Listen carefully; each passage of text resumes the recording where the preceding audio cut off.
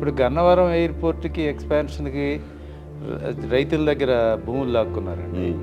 ఇప్పటికి కూడా వాళ్ళకి ఇంకా సెటిల్ చేయలే. 10 ఏళ్ల నుంచి వెయిట్ చేస్తున్న వాళ్ళు ముసలోళ్ళు అయిపోయి, బాబు మేము బతికుండగా మాకు ఇస్తారా మళ్ళీ మా భూమి, మాకు వేరే భూమి ఇస్తా ఉన్నారట. ఇంతవరకు ఆ భూములు అలాట్ చేయలే. వాళ్ళు ఇప్పటికీ తిరుగుతున్నారు. అదిగో అక్కడ చేస్తున్న ఊరికి టైం పాస్ చేస్తున్నారు, కానీ ఆ ఇష్యూ పట్టించుకున్నాడు లేదు. మరి దాన్ని ఇంతవరకు మరి ఎక్స్పాన్షన్ కాలేదు కదా. మళ్ళీ కొత్త ఎయిర్పోర్ట్ గురించి ఆలోచన చేస్తుంటే జనం ఎలా నమ్ముతారు? చిన్న ఇష్యూస్ కూడా సెటిల్ చేసుకోకుండా. చిన్న ఇష్యూస్ కాదు ఇవి, ఆ ప్రజలకు సంబంధించిన వరకు చాలా పెద్ద ఇష్యూస్. అవును.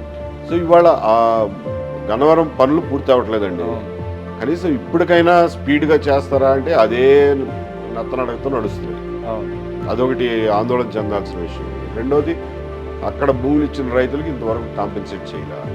కొత్తగా ఇంకొక స్ట్రాటజీ నడుస్తుంది. సింగపూర్కు మలేషియాకు ఒక ఫ్లైట్ వేస్తే జనాన్ని అటెన్షన్ డైవర్ట్ చేస్తున్నారు. ఎయిర్పోర్ట్ డెవలప్మెంట్ వేరు, ఎయిర్ సర్వీసులు నడపడం వేరు.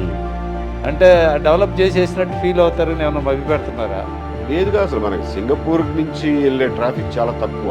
అవును, మన వాళ్ళందరూ వెస్ట్ వర్డ్స్ ఫ్లై అవుతారు. ఈస్ట్ వర్డ్స్ హాంకాంగ్ కానీ సింగపూర్ కానీ వెళ్తే అది చుట్టూ అవుతుంది. అవును, ఎక్కువ దూరము, ఎక్కువ టైం పట్టేస్తుంది. అది ఎక్కువ మంది వెళ్ళరు అసలు.